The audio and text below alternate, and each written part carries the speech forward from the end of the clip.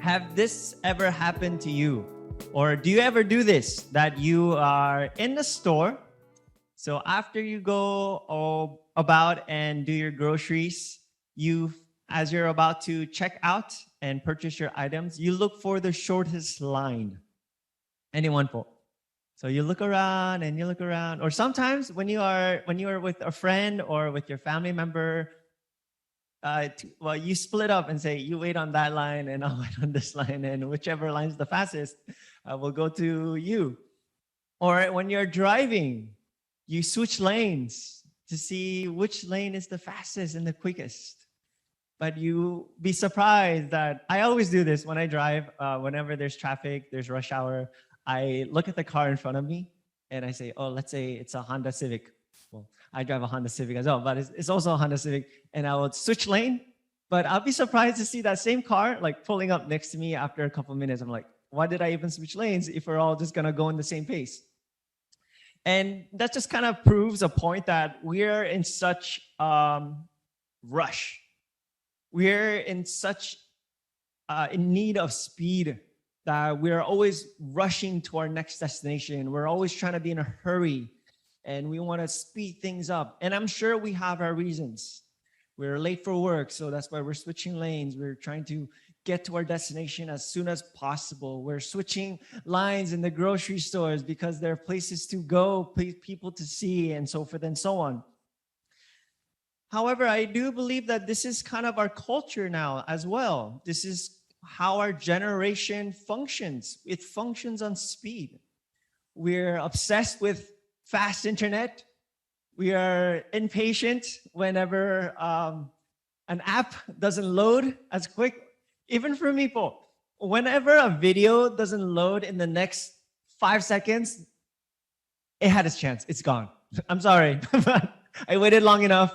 And if you're not going to load within the next 3 seconds, sorry, you're not worth my time because I have other videos to scroll through on my Instagram feed, right? That's kind of our attitude. We just are in such a quick pace, and it's great, right? Well, it's amazing. It's good that things are fast. When our reports come in really quickly, we get to check maybe our bank accounts very quickly. We have access to information so quickly and fast that it is very helpful. However, when we do not understand the consequences and the toll of what it can take on us, it actually sometimes leaves us indifferent. Things are moving so fast, you don't care as much. You used to care. You used to care about news. You used to care about trends, but things are moving so quickly, you just don't care. You're just so tired. You could care less. Sometimes we're even skeptical whenever these news or improvements come in as quick as we hear about them today. Makes us question, makes us even doubt, is this even reliable? Is this even a fact? Can this be trusted? Makes us cynical. And it's just to show that speed kills. Speed kills our sensitivity. If we're not careful, speed kills our compassion. Speed kills our patience. And those are the virtues, those are the values that we are so in need of today. And today's topic, it's about being timely, and it's about being timeless as well. How do we keep up? That's being timely. How do we keep up with the changing times? How do we adapt? How do we switch modes and improve upon ourselves? Learn to unlearn, right? For the three things: to unlearn, learn, and relearn. And to unlearn is a big stake for a lot of us. As we move quickly through the times, there are things that we need to unlearn. That is to keep up, to be relevant. And at the same time, how do we carry on with timeless values so that at the same time we don't forget the past?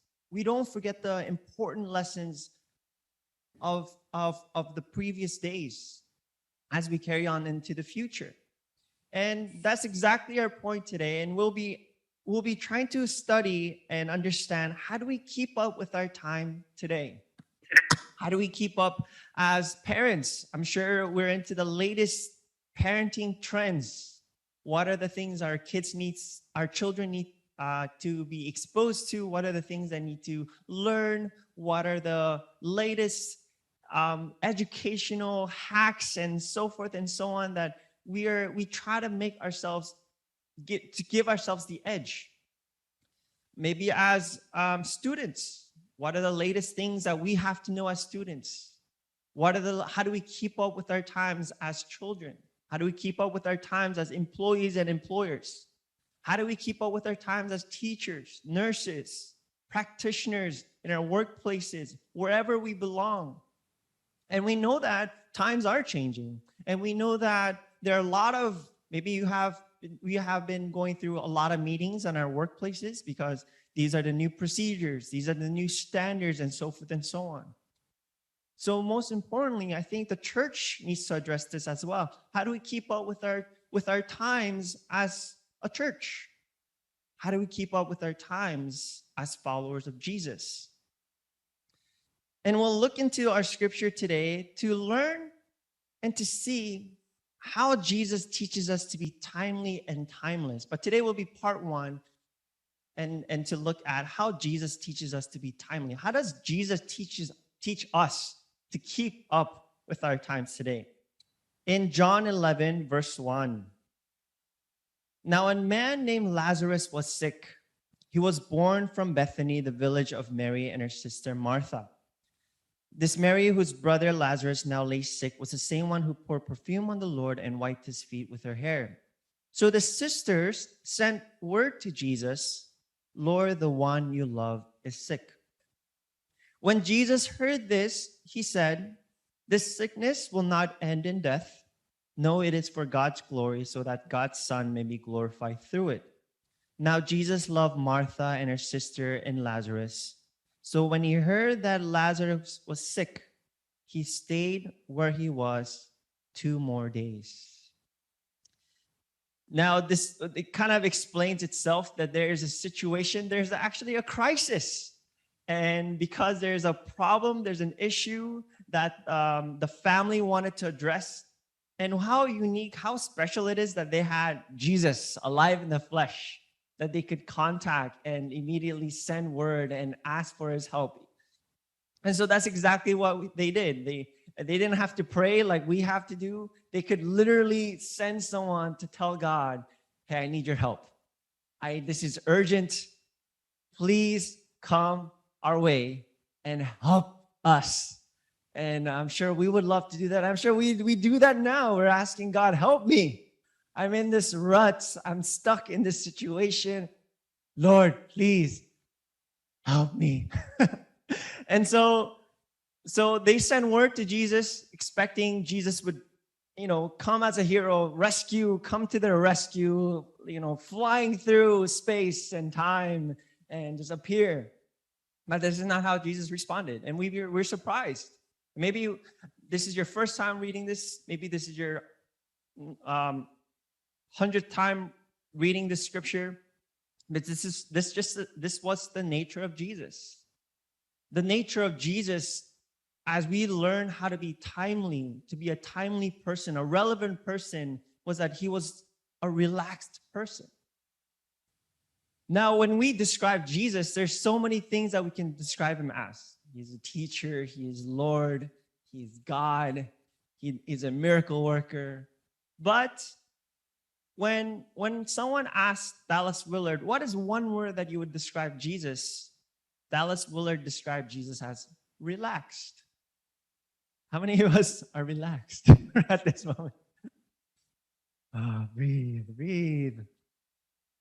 To be timely is to relax and not rush. And this is kind of paradoxical in itself. We feel like we have to rush to be timely. We have to be in a hurry to make it on time, right, Paul? We have to have the right timing. That's why I am speeding. I am rushing. I am hurrying. That's why, Coach Peace, I'm cutting through the lines. I'm looking for the quickest route possible because I want to be there on time. I want to be the timely person. Maybe I want to be there for the right people. I want to be there for the right situation. Timing is everything. So we would often think, timing is everything, so I better hurry. I better be quick. I better be fast. I have to finish my school. Timing is everything, so I have to get this job. Timing is everything, so I have to have this amount saved up. Timing is everything, so I have to settle down. So I better hurry. That's a lot of times our sentiment. But in the eyes of Jesus, in the realm of Jesus, in the time of Jesus, Jesus' way was, timing is everything. Let's relax. How? How can we relax when time is everything? So let's look at this quote from Alan Fading, from the book An Unhurried Life, an excellent book, and I really recommend it. Jesus' unhurried pace also stands in stark contrast to our 21st pace. Consider, for example, that many of my friends in vocational ministry waited until they were 30 to get started. And to my knowledge, none of them began their ministry with 40 days in the wilderness. The Spirit's leading of Jesus was unhurried. So can you imagine, Paul? Jesus waited 30 years to start his career. Some of us think, I have to start my career now. I shouldn't even finish school. Forget school. I know what to do. YouTube will teach me everything. So let's get this business on the road. Let's get this idea rolling. So we're just in such a quick pace. But Jesus waited 30 years of his life. And after he began his ministry, again, waited another 40 days before he launched his company or before he launched his work, before he launched anything. He just still waited 40 days. What happened during the wilderness stay? Jesus fasted and he faced temptations orchestrated by the devil. It strikes me that the essence of these temptations was to provoke Jesus to hurry, to get for himself what the Father had promised to provide, but in his good timing. It shouldn't come as a surprise to us that a God for whom a day is as 1,000 years relates to time quite differently than we do. It shouldn't be a surprise that God relates with time differently than we do. That God's definition of a timely person, a person that is relevant, a person of their times. And I'm sure we stress about that. Maybe in our company, how do I allow my company to stay afloat? How do I become a relevant person for my workplace? How do I become a relevant parent for my children? How do I become a relevant student? How do I become a relevant employee or employer? And so we try to hurry. We're in a rush. We panic. But in the eyes, in the walk of Jesus, in the pace of Jesus, hurry was not included. Instead, he just relaxed.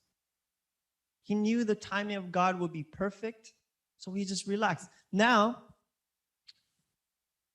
the word relax can be a little negative sometimes. Like, can you imagine telling your friends, relax, chill, calm down? Imagine saying that to your wife. Or imagine saying that to your parents who are so stressed, they're so agitated, they're in a panic, and you just tell them, relax. And in Korean, there's this, we say, whoa, whoa, whoa, whoa, whoa, whoa. In Tagalog, maybe we just say, relax ka lang. Or relax, calm down. And you know, when you say that to someone, they tend to not relax. They kind of throw it back at you. How can you relax? How can you tell me to relax when there's an urgency? You relax, or you know, something. And you fight. And I am trying to relax. That's what I'm telling you to relax. And then it goes back and forth. And so when we tell people, or when we instruct people to relax. It might seem offensive, like we're not taking this seriously, right, Paul? Why are you relaxed? Aren't you don't you care, right? Aren't you taking this seriously as it should, as you should? And to be honest, you are. So I tell my mom all the time, Mommy, relax. And she goes, don't tell me to relax. This is important. It may seem apathetic. Sometimes a relaxed person looks lazy, like he doesn't care. His mind is not there. That's why they're relaxed. They're not stressing out over the same issue because their mind's just really not there. But so was Jesus like that? Was Jesus carrying this apathetic spirit? Like he just didn't care about Lazarus. He's like, oh, who cares? That's why he was so relaxed. Did he not care about the sisters? No, actually in John 11, we go back and we see that sisters sent words to Jesus, the Lord, the one you love is sick. They knew that they had a relationship with Jesus. And they knew that Jesus loved their family. Jesus loved Lazarus. And this is a concern for Jesus, and they knew that this would get his attention. And it certainly did. And even verse 5, John recorded that Jesus loved Martha and her sister and Lazarus. Jesus cared for them. He actually, he could have so much more. He had so much more love than people can even imagine. But guess where his love drove him to be? It drove him to be relaxed. You see, when we're in love, sometimes we think we have to rush things because you love them so much. We have to hurry and do these things urgently for them because we love them. But the definition of love for Jesus was that he could relax. He can just take it easy. He doesn't have to hurry to earn their approval. He doesn't have to prove anything. He just knows that he loves them. And by showing how relaxed he was, it was all the more proving that how relaxed, how loving he is. The way that Jesus described relaxing was not escaping. So a lot of times that's how we think of it as. When we relax, we're actually escaping from our problems. Right, Paul? When we're stressed, what do? We sleep, right? We run away from our problems. We run away from all the attention that it needs from us. So we sleep, we tulog po, or we kain, or we binge watch. We do something that keeps our mind away. But the truth is, we're not resolving anything, and there's no sense of peace. We're just ignoring the problem. But when we're relaxed, it's relaxing. Relaxing is resting. Resting in a deeper conviction that you carry. Relaxing is finding rest, finding peace. We mentioned this, I mentioned this many times in Philippians 4, but when Paul instructs us, to pray in the peace of God. Do not be anxious, but to pray, and the peace of God will guard your heart and mind.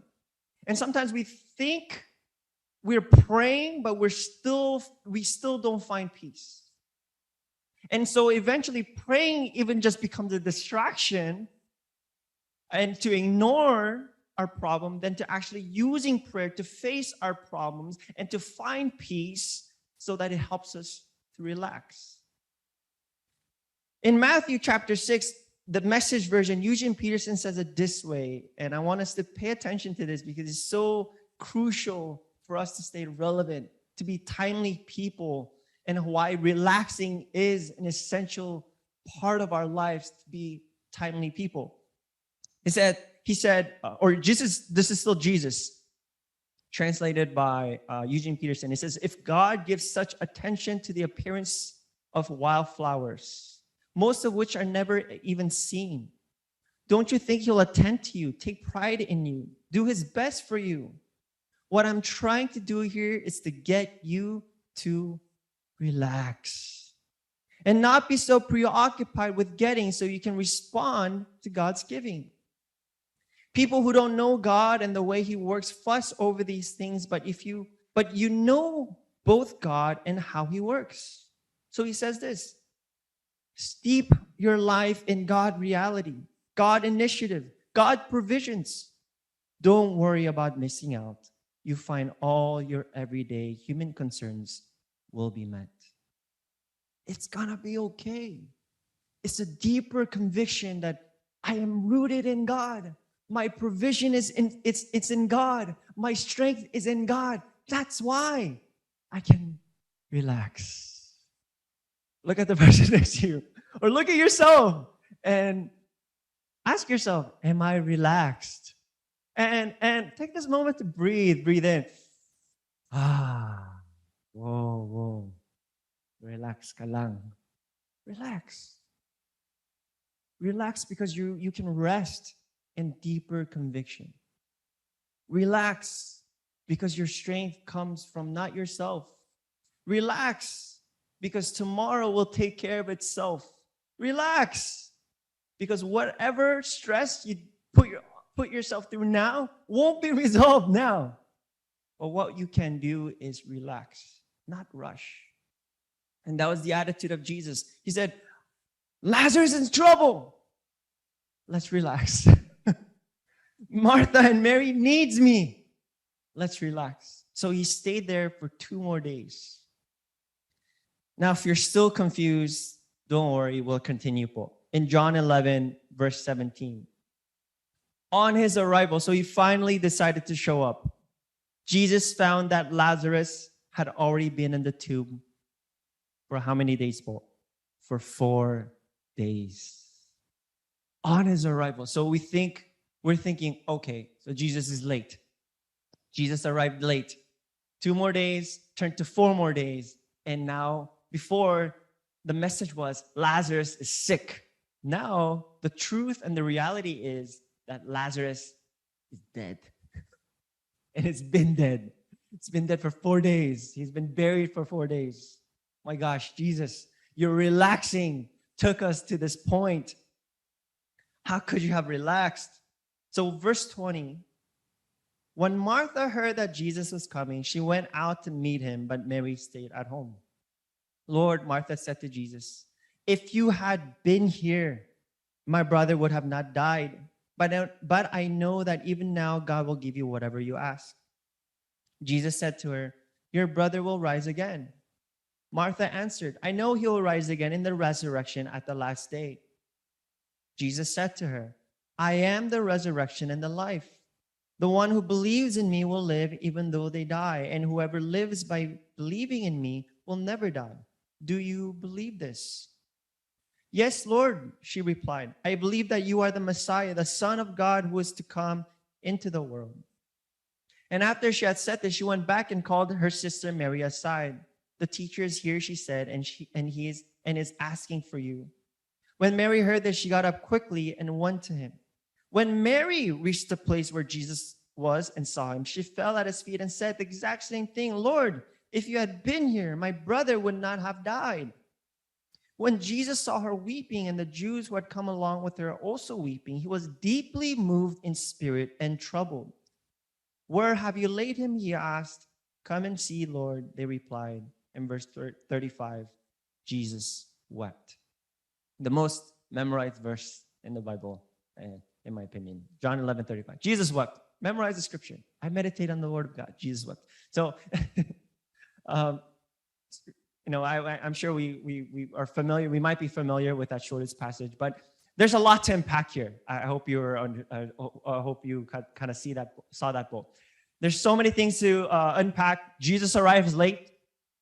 He's actually not attending to treat or heal a friend who is sick. Now he's entered an entire different scene in itself. It's now a funeral.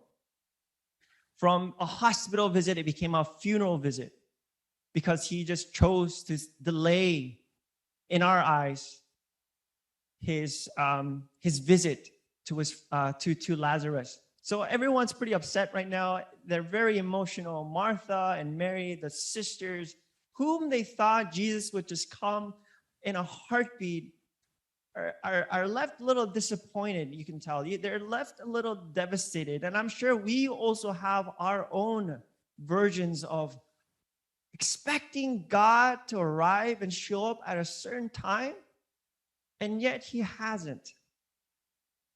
Maybe even now we're waiting upon God to do something, to answer our prayers, to provide, to seek, to provide ways, to provide solutions to whatever trouble we're going through. And many times you're just asking, when, Lord, when? God, when is this going to be over? When is this relationship going to be fixed? When it's my financial, my work, my visa, my problems? When is this ever going to be fixed? Because I need you now, like right away, ASAP. And sometimes Jesus takes his time because he's not in a rush. He's in a constant state of relax. He's a constant state of rest because his rest is in something deeper. So he arrives late. And a lot of times when we don't see what we desire, a lot of times we tend to react. But a timely person is a person that responds and not a person that just reacts. And that's exactly what Jesus said. He responded to every situation. He responded with care. He responded with compassion. He responded with love. And every single response that he and the conversation he had with Martha. I just want us to go back and just listen in once again. And Martha came to Jesus and said, "You should have been here. Why are you late?" In other words, and she's being very polite. She's like, "If you'd been here, he wouldn't have died." But in other words, she's like, "I'm mad.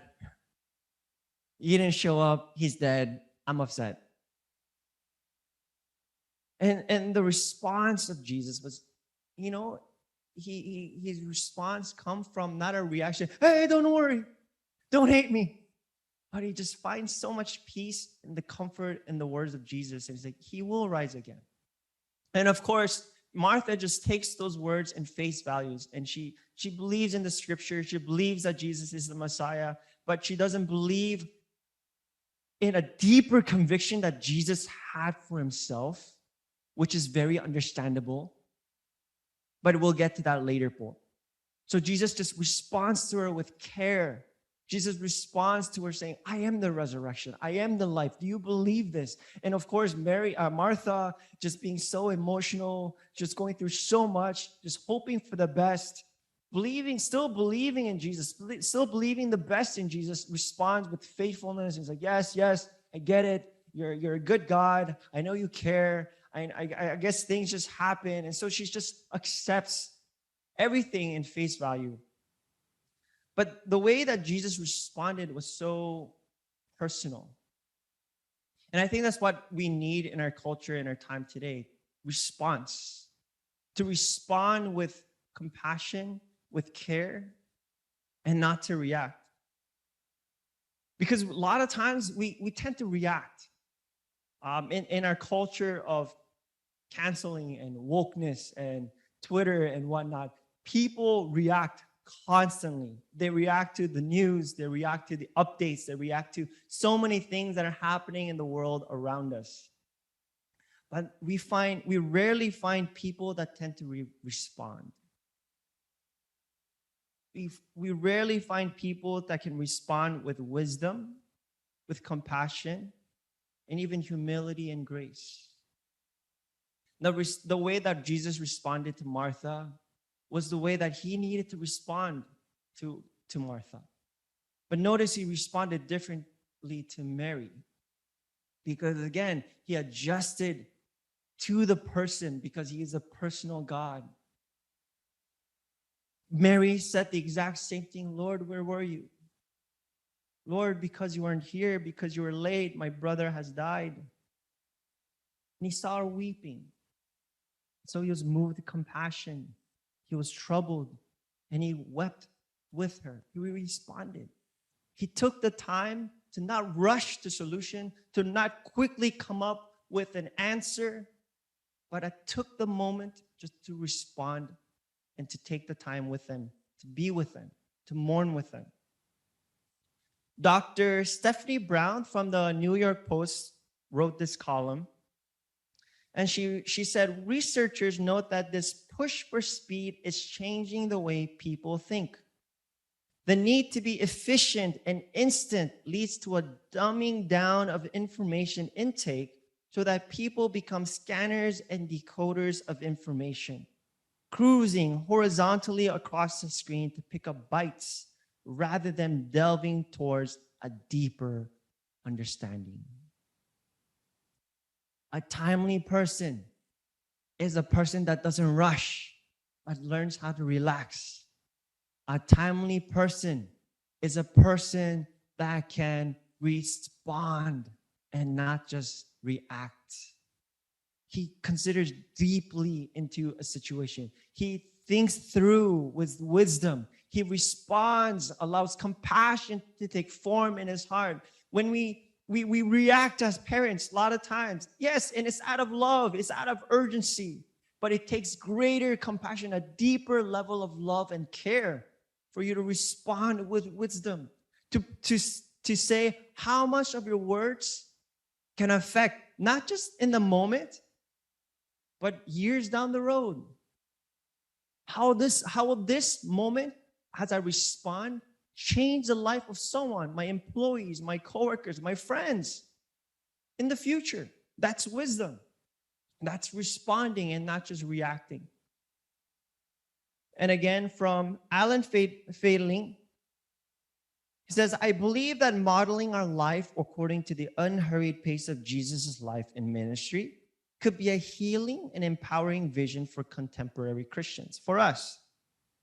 Yet, many of us measure our faithfulness to God by how many tasks we get done for Him, or how many meetings we attend to plan His kingdom work. As glad as He is for our service, I believe He is even more pleased when we give Him our attention and our friendship. I believe He's more glad and more pleased when we're able to respond to God. A lot of times, even our relationship with God is a reaction. It's a reaction to a crisis. It's a reaction to get what we need and what we want. But to be timely, to be relevant, to keep up with our times. Let's learn to respond.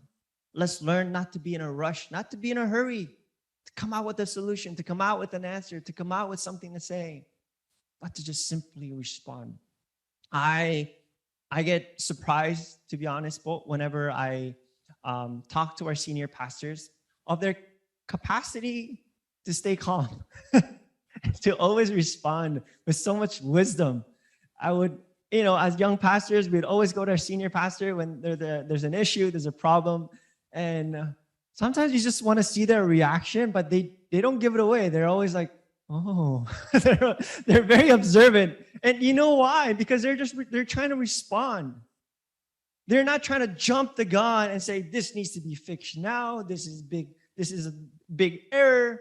But they've learned those years to build up their experience and walk with God to respond. And they know that reacting now won't do any help. So they just stay calm. They listen. They take time to pray. And sometimes we take these words for granted when we say, I'll pray about it. It's like Christian way of saying no thanks. But we need to learn, we need to understand there's depth in those words. I just need to pray about it. I need to bring this up to our God, my God. I need to spend time in prayer. I need to allow this to marinate. I need my response to be clear and filled with wisdom. So I can't respond to you now. I need time. And maybe that's what Jesus did. Maybe that's what He needed to do in the days that he was absent in the presence of Mary and Martha. He just needed His time to respond the best way possible. So we continue in John 11. Jesus once more deeply moved. So you knew he had compassion. He had a burden. Came to the tomb.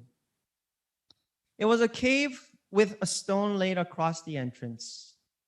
Take away the stone, he said. But Lord, said Martha, the sister of the dead man, by this time there's a bad odor, for he had been there for 4 days. So we really know that he is really dead. There's no heartbeat. Verse 40, then Jesus said, did I not tell you that if you believe, you will see the glory of God? So they took away the stone. Then Jesus looked up and said, Father, thank you that you have heard me. And I knew that you always hear me, but I say this for the benefit of the people standing here, that they may believe that you sent me.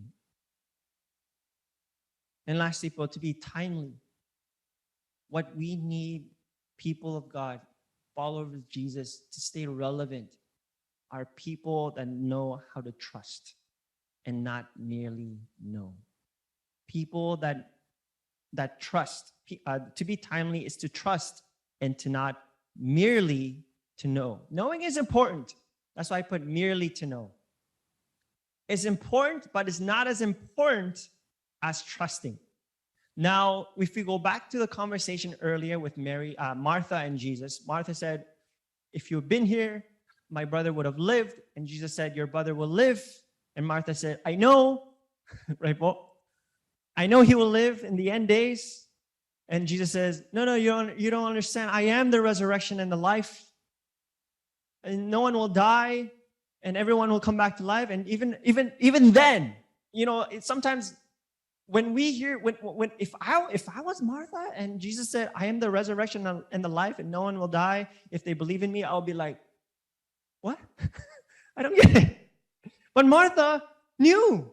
She said, I know. I know you're the Messiah. I know that you're the Son of God. I know you're the answer that we've been always been praying for. But she didn't really fully trust. She knew by information. She knew in her knowledge. But she had a hard time. She still had a hard time trusting in what she knew. And that's the world of difference of someone that can trust between someone that knows. Today, we know a lot of things. We know so many things. We know information that we don't need to know, but we know. We know that Beyonce's album just dropped, right? Do we need to know to help us walk better into our life? Not really, but we know because we're just living in a society that information, there's so much. It's so easily accessed. It can be attained, and we have so many voices to feed us those knowledge. But I guess the difference between knowing is that, do we really trust? Do we trust? We know about Jesus, but do we trust in Jesus? We know that he's a miracle worker, but do we trust that he's a miracle worker? We know that he's the God of impossibilities, but do we trust that he's a God of impossibles? So there's a difference, and I think that's where Jesus was leading his people and his followers into a relationship that is not just based on knowing, but a relationship with God that is based on trust. I want you to not just to know me, but trust me. I arrived late, and you know that I arrived late, but do you trust that even though I arrived late in your eyes, again, this is not according to Jesus' time scale, right? Jesus had a different timeline than the rest of them. So he, in the perspective of Jesus, he's not late. He's actually on time. He's exactly where he wants to be, the moment he wants to be. It's just that he seems late in our impatient, hurried hearts. And even as he shows up, he'll ask us, do you trust me? Do you trust me still? You are disappointed of me, not because of what I have done, but according to your own perception of what I should be doing in your reality. Does that make sense, Paul? Jesus never disappoints. He only disappoints according to our standard. And that's not disappointment. That's just a wrong idea of how we project God to be. Because God is never disappointing. God will never fail us. And we know that. But do we trust? Do we believe that? And Jesus many times repeats to Martha, do you believe this? Do you believe this? And I don't think that's for an accident. I don't think that's by accident that he would just repeat those lines over and over. It's like, do you believe? I am the resurrection. I am the resurrection and the life. The resurrection won't be an event that will take place in the future or later or now. It's I am the resurrection. And he asked that question, do you believe this? And again, in verse 11, verse 30, verse 40, again, Jesus said, did I not tell you that if you believe, you will see the glory of God? And he's repeating himself. He's like, didn't I tell you just to trust me? If you just trust me, you will see it. It will be for your good. I'm not late. You'll be surprised if you just choose to trust me. Earlier, I mentioned relaxing comes from resting in a deeper conviction. And also, when we respond from a deeper conviction. We don't have to react because of the situation. A timely response is a response coming from your own core belief. Sometimes we tend to respond differently to please the listener. We respond to calm them down. We respond to de-escalate the situation. But the response I was given many times by our senior pastor is a response that I don't like. But it comes from their own conviction, from their own struggles and wrestling in prayer. And those are the answers that were given. And sometimes you just wonder, is that really the right answer? But you can't help it because of their calm state of being, just presenting that truth to you. Because again, it comes from a deeper conviction. Trust also comes from a deeper conviction. Because how can you trust something so lightly? Right, Paul? When you think of trust, it takes time to build because you're testing that trust over time. Is this reliable? Is this accountable? And you're building and racking up that trust. So when trust is broken, it's hard to gain that trust back again. When that promise is broken, it's hard, it's difficult to gain trust. So it must be built on something much, much deeper than words or anything that is shallow, anything that is just merely just to know and just by facts. But earlier, John 11, verse 4, Jesus foreshadowed what he said. I don't know if he caught that. He said, he's not going to die. He says, this sickness will not end in death. He says, no, it is for God's glory, so that God's Son may be glorified through it. Matt Carter, in his commentary on John, he says, God can be glorified in every situation. You need to learn to ask, no matter the situation, how can I glorify God in this? Our normal response is to ask, what's the fastest way out of this situation? Right, Paul?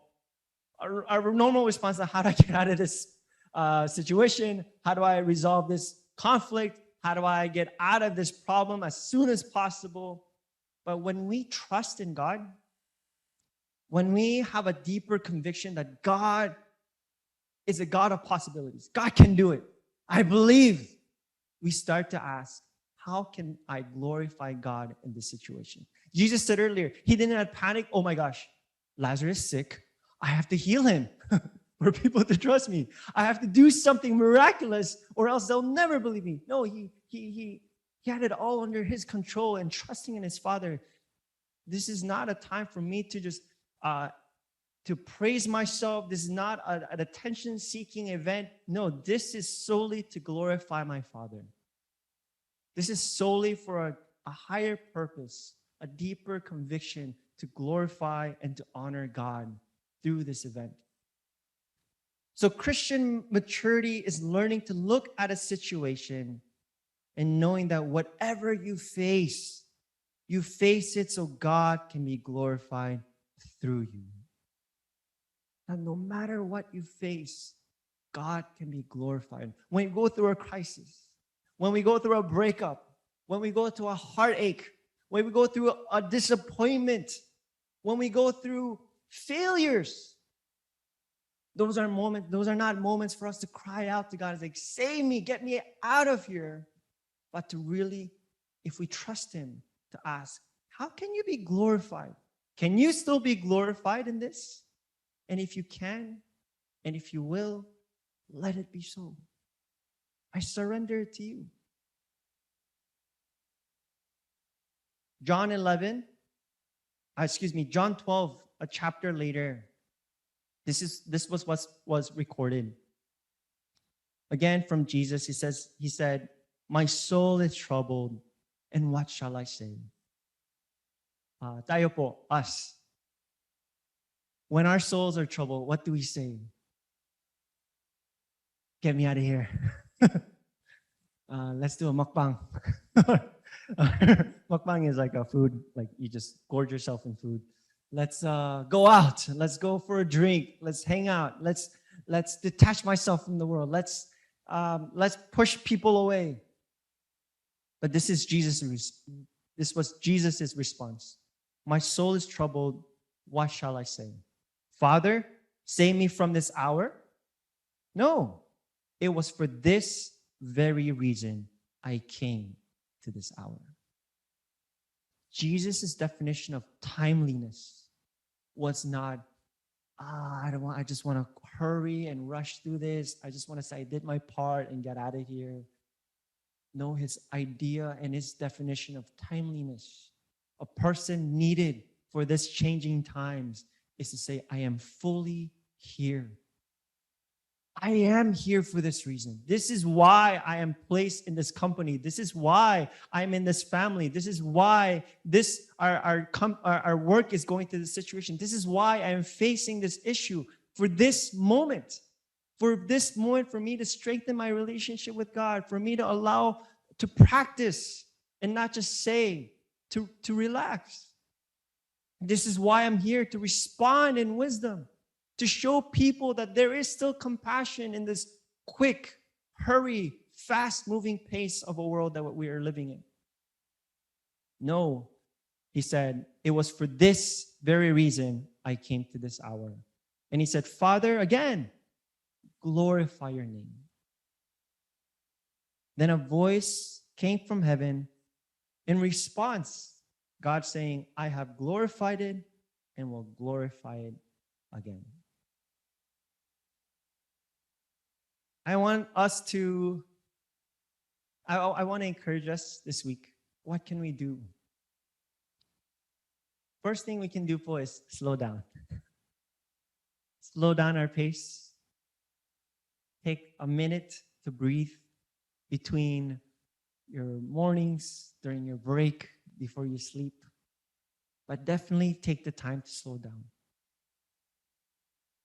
A lot of times we wish there were more hours in a day, right? But 24 hours is not enough. I wish there was 25 hours. I wish there was 30 hours, maybe, to sleep more, right? To watch more.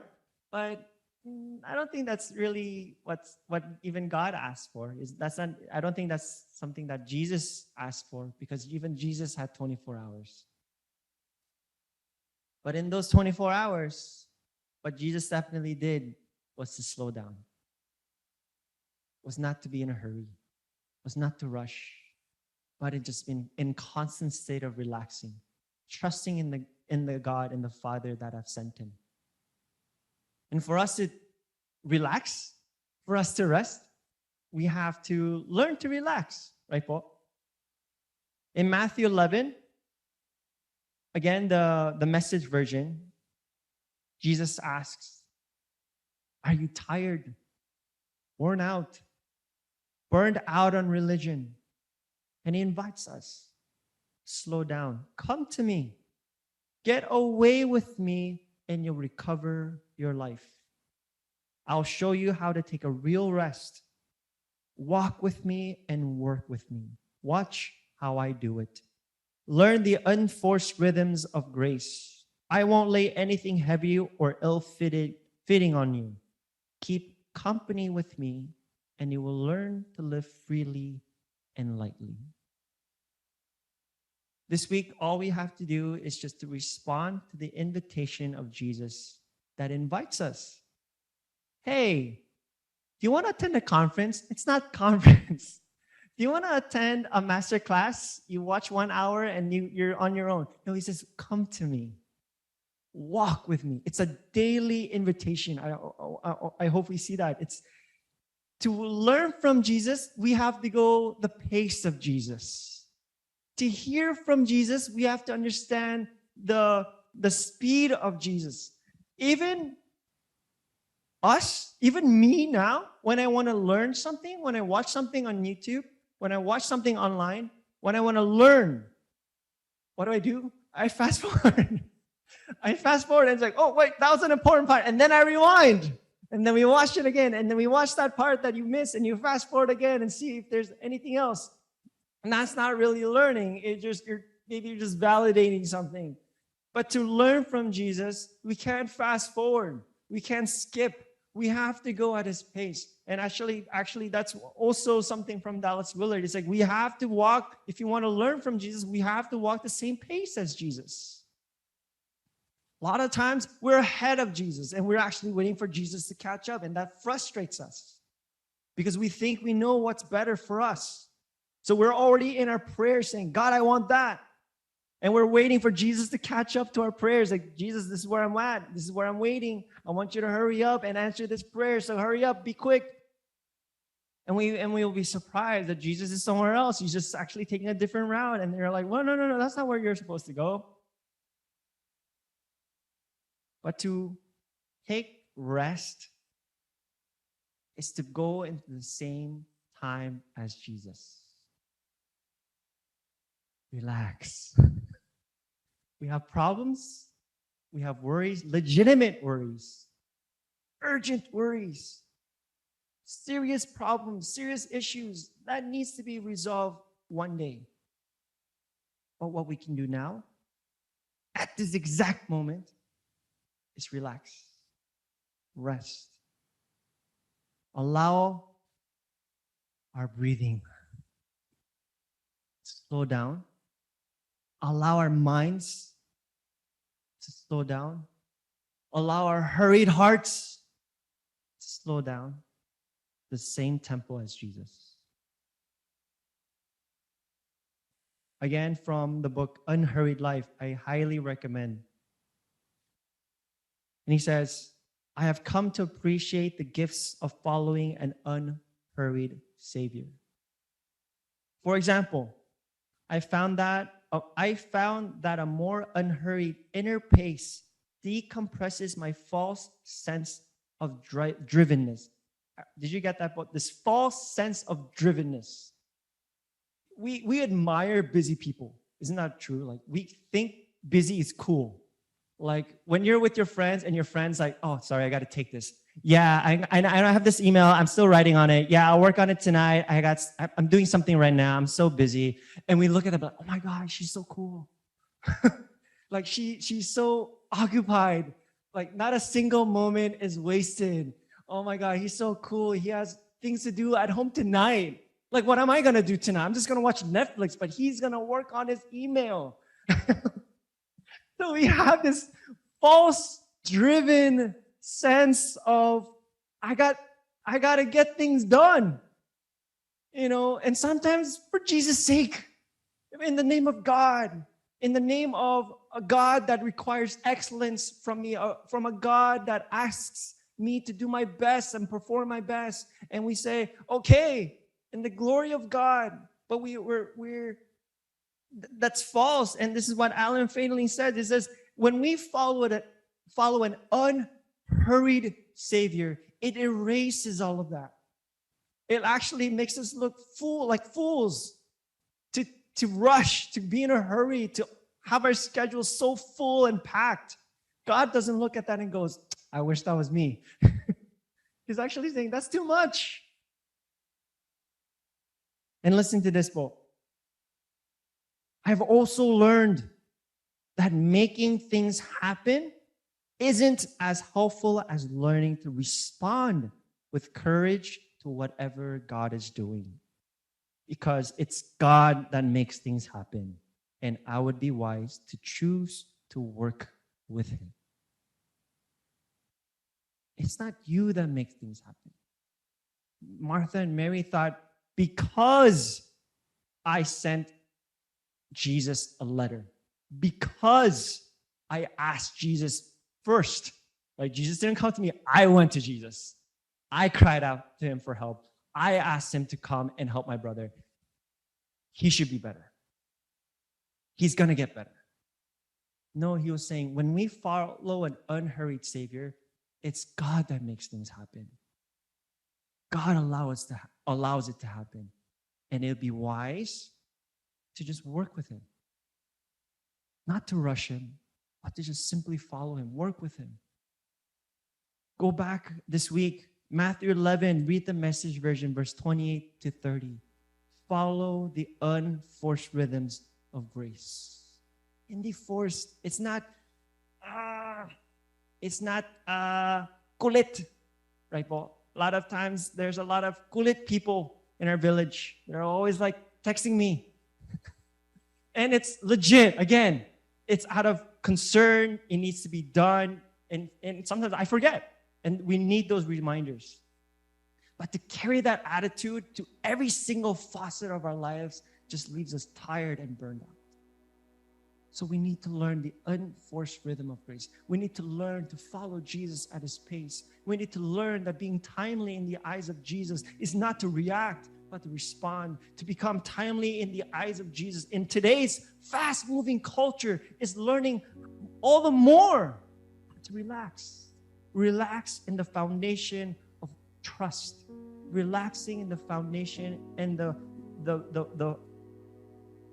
calm and the firmness that God has it under control. Lord, we can say, if you are in control, let it happen. I'm just here to follow.